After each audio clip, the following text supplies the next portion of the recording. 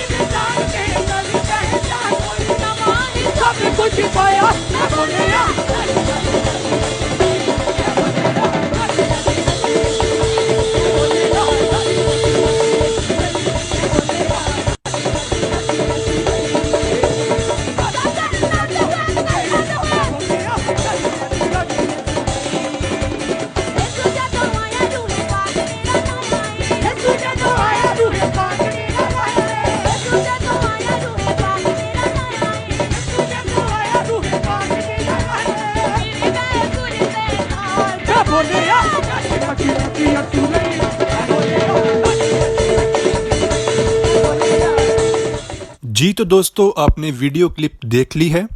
जितने बाइबल को समझने वाले लोग हैं, आप बताएं, क्या ये सही है? क्या इस तरह नाचने से हमारा परमेश्वर खुश हो जाएगा? क्या बाइबल के अनुसार परमेश्वर की भक्ति इस तरह से होती है? देखिए, अगर क्लब में नाचने वाले लोग गलत हैं तो ये किस तरह से सही हैं? माफ़ करना, आप 1 मिनट के लिए मान लीजिए यहाँ मसीही भजन की जगह कोई बॉलीवुड सॉन्ग लगा हो, तो क्या हम इसे परमेश्वर की भक्ति करना कहते? नहीं ना। तो फिर इन्होंने सिर्फ सॉन्ग ही तो बदला है, बॉलीवुड सॉन्ग की जगह मसीही सॉन्ग लगा दिया। काम तो वही कर रहे हैं ना जो काम लोग क्लब में जाकर करते हैं। सॉन्ग बदल देने से हम इसे परमेश्वर की भक्ति थोड़ा मान लेंगे। यही काम तो हमारे इंडिया के मशहूर बाबा लोग करते हैं। बाबा राम रहीम जो अब जेल में हैं, वो भी तो नाचते ही थे और संगत को नचाते थे। आसाराम बाबा भी तो नाचा ही करते थे। मैं ये नहीं कह रहा कि जो गलत काम इन बाबाओं ने किए वो हमारे अपोज़ल जी कर रहे हैं, लेकिन नाचने के ऊपर बात की जाए तो ये बाबा लोग पखंडी कैसे और अपोज़ल जी भक्त कैसे? इसका तर्क जो मसीही लोगों के पास है वो यही है कि जी दाऊद नबी नाचा था इसलिए हम भी नाच रहे हैं। ये बहाना आजकल बहुत सारे मसीही लोग देते हैं और इस तरह चर्च में नाचने को भी जस्टिफाई करते हैं। तो मैं उन लोगों से पूछना चाहता हूँ कि क्या आपका आधार दाऊद है या मसीह? क्या हमारा न्याय दाऊद के कामों के आधारित होगा या यीशु मसीह के आधारित? अगर दाऊद के आधारित होगा तो फिर अकेला डांस ही क्यों? वो सब काम कीजिए जो दाऊद करता था। दाऊद परमेश्वर की भक्ति करने के लिए जानवरों को बलि करता था। पढ़ लें मेरे साथ 2 शमूएल 6 अध्याय का 13 वचन। जब यहोवा का संदूक उठाने वाले 6 कदम चल चुके, तब दाऊद ने एक बैल और एक पाला पोसा हुआ बछड़ा बलि कराया। देख लें, जब आप दाऊद को फॉलो कर ही रहे हो तो फिर दाऊद के जैसे जानवर भी बलि करो। ये वचन ठीक दाऊद के नाचने से पहले का है। तो जो मसीह लोग चर्च में नाचने को सही मानते हैं क्योंकि दाऊद नाचा था, तो वो लोग नाचने से पहले वेदी के ऊपर एक बैल और एक बछड़ा जरूर बलि कर दिया करें पहले। और इसके अलावा दाऊद लड़ाइयाँ भी करता था, हजारों लोग दाऊद के हाथों कत्ल हुए, तो ये नाचने वाले मसीही भी कत्ल करें लोगों को। दोस्तों सिंपल सी बात है, वो पुराना नियम था। उनकी धार्मिकता मापने का पैमाना हमारी धार्मिकता मापने जैसा नहीं है। वो लोग खून का बदला खून बहाकर ले सकते थे, हम नहीं। वो लोग आंख के बदले आंख फोड़ सकते थे, हम नहीं। वो लोग दांत के बदले दांत तोड़ सकते थे, हम नहीं। यीशु मसीह ने मत्ती 5 अध्याय के 20 वचन में इसके बारे में कहा है, क्योंकि मैं तुमसे कहता हूँ कि यदि तुम्हारी धार्मिकता शास्त्रियों और फरीसियों की धार्मिकता से बढ़कर ना हो, तो तुम स्वर्ग के राज्य में कभी प्रवेश करने ना पाओगे। हमारी धार्मिकता पुराने नियम के लोगों की धार्मिकता से बढ़कर है। अगर नहीं रखेंगे तो स्वर्ग में नहीं जा सकते। अगर हम मसीही लोगों को स्वर्ग में जाना है तो दाऊद से ज्यादा धर्मी होना पड़ेगा, नहीं तो स्वर्ग में नहीं जा सकते भाई। दाऊद एक से ज्यादा बीवी रख सकता था, लेकिन हम एक से ही शादी कर सकते हैं। 2 करेंगे तो स्वर्ग नहीं जाएंगे। ऐसे ही पुराने नियम में परमेश्वर दुष्ट लोगों का न्याय अपने लोगों से उनको मरवा कर करते थे, जैसे दाऊद ने अमालेकियों और फलिस्तियों को मारा था। लेकिन हम मसीहियों को ये हुक्म है कि हमारी लड़ाई लहू और मांस से नहीं है, हम दाऊद जैसे लड़ नहीं सकते। फाइनली बात करते हैं डांस के ऊपर कि ये कैसे गलत है। उसके लिए पढ़ेंगे गलातियों 5 अध्याय 19 से 21 वचन तक।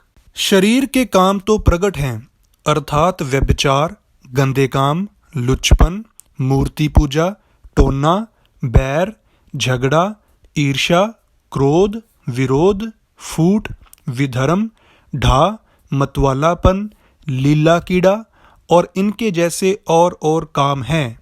इनके विषय में मैं तुमसे पहले से कह देता हूँ, जैसा पहले कह भी चुका हूँ, कि ऐसे ऐसे काम करने वाले परमेश्वर के राज्य के वारिस ना होंगे।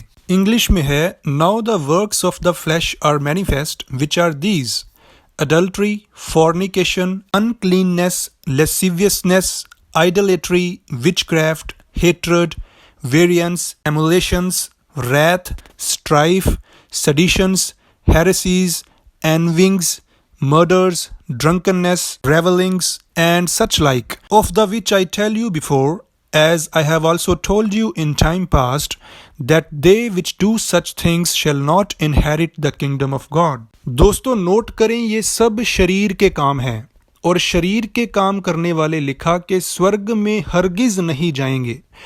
और इन कामों में लैसिवियसनेस और रेवलिंग्स भी मौजूद है।